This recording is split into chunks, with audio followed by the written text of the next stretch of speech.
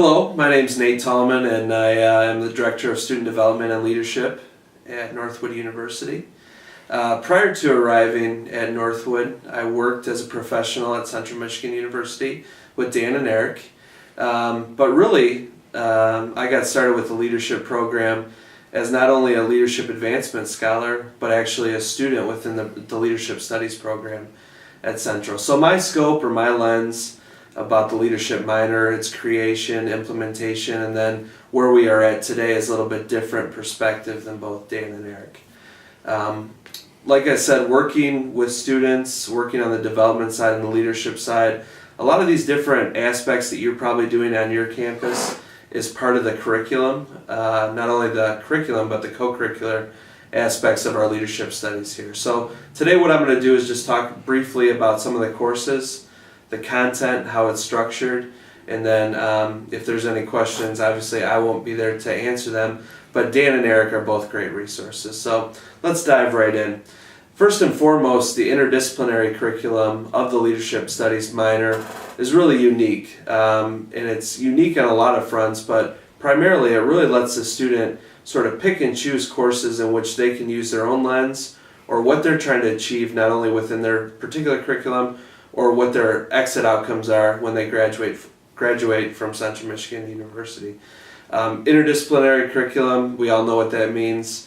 Courses with a variety of different backgrounds, scopes, and angles across pretty much the whole curriculum. And for CMU, what that means, it means business courses, education, communications, parks and leisure services, military science. So the scope, as you can see, is really broad and far-reaching.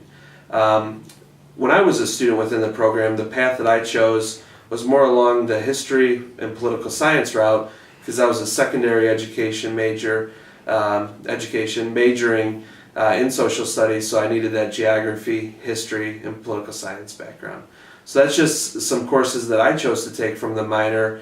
So not only could I count them towards my major courses, but also double count them towards my minor. And that's really an advantage to our students when taking the minor or looking at it or contemplating, is this right for me or is it a right fit? So that's something to think about if you're thinking about creating a minor. What courses are going to be developed within your curriculum, but then also how are students going to best engage in these courses to not only get the specific content out for their major or minor, but then also the leadership angle of it. That's an important aspect. And I'm sure Dan and Eric can talk about why those specific courses are included in there, because each course has a specific angle towards leadership. I think about some of the military science courses or even the education courses. What makes an educator a leader in the field? Or why is communication an important focus on leadership? In politics, why are leaders looked at as, or why are politicians looked at as leaders? So a lot of different angles there. So interdisciplinary, that's a huge point as well.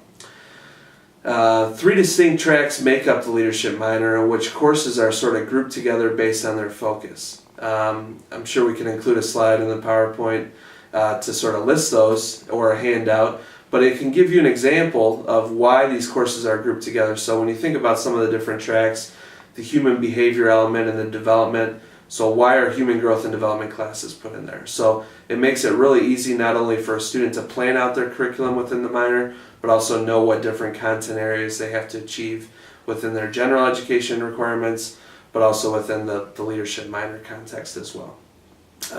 As I touched on briefly, my route within the minor, I think it's very similar to most students, picking and choosing courses based on not only their common interest areas, but also why they're here at Central Michigan University or why they're at your institution. 2 courses that I'm going to touch on specifically are our LDR402, which is our Introduction to Leadership, and then our LDR402, which is Applications of Leadership, which is a more of an internship type of experience that I'll talk about in a few minutes. 2 different angles that I'll focus on LDR402. One is from the student perspective, in which I was a student within the first cohort of that course, and then as an instructor I was able to teach last year a course for our Leadership Advancement Scholarship recipients. So 2 distinct different angles. One, on the student end of it, the way the course is positioned and structured really focuses not only on different styles of leadership, types of leadership, different theories and practices of leadership, but sort of how I think about it when I went through my experience, it's real chronological. It focuses on the leader and its development, or your development as a leader, from basically the building blocks all the way up to a more advanced, experienced leader. So talking about some of those different theories from the ground up all the way through some more content or experiential based leadership things. I think of the social change model.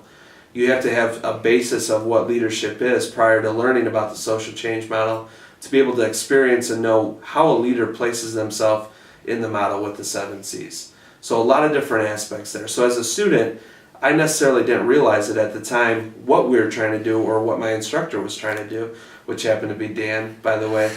But really why we were going through it in more of a chronological or more of an experiential based progression of my leadership. On the flip side, as an instructor, when I was able to teach the course, I decided to sort of frame my course around the same principles. I felt that not only did the students know what leadership was, but we had to build from a starting point. So developing from our first day in class of what is your definition of leadership. And as you can assume, or if you've done this activity with different student groups on your campus, you'll know that a lot of different angles comprise a lot of different viewpoints to formulate a lot of different opinions on what leadership exactly is to them. So starting there, and then we're able to dive in to a few different paths, showing how Maslow hierarchy of needs can fit into to leadership development. Focusing on the social change model as more of an output rather than an input, and how society comes in and sort of can shape or mold an individual's development as a leader. So being able to position the course in terms of not only structuring it so students know why we're doing this, but then also how the progression goes for a student. So LDR402 isn't necessarily the first course students need to take within the minor because it is interdisciplinary. They might be able to take other courses prior, but really when we talk about the leadership component of the minor, the strongest component out of the gate is that LDR402. So if you're thinking about implementing courses on your campus, I think it's a good or wise idea to really think about what theories, thoughts, and practices are going to be incorporated within the minor, but then also for an introductory level course, what exactly is going to be included, the curriculum component, but also the co-curricular.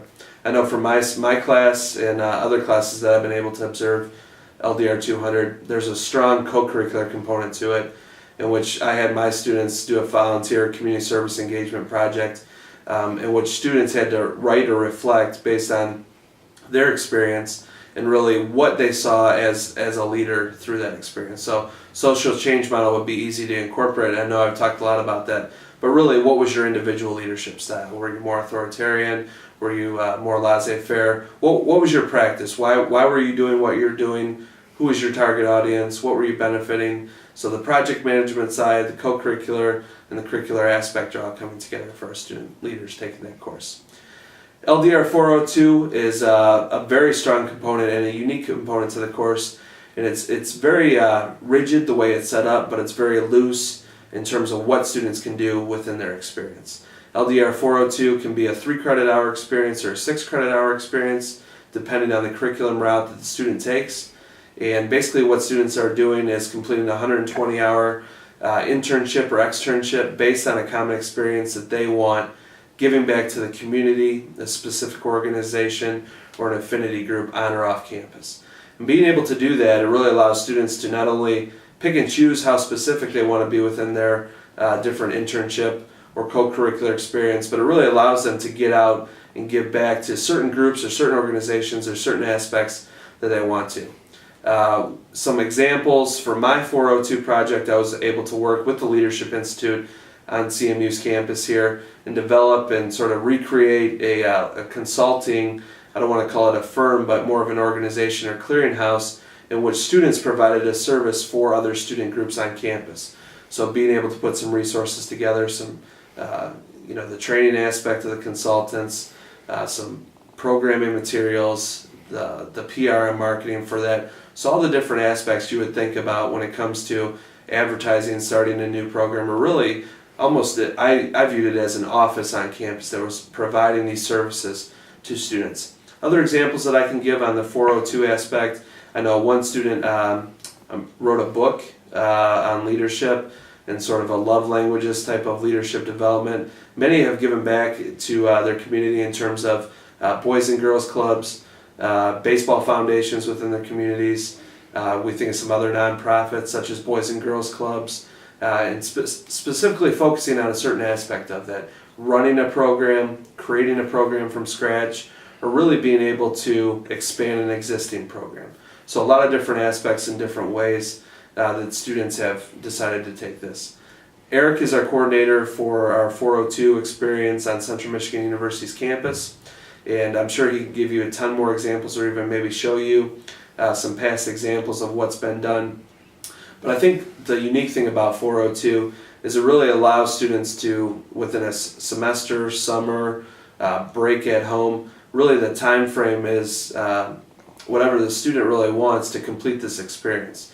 Obviously there's some academic requirements that it has to be completed in a time frame, but students can complete hours as they go throughout their progression.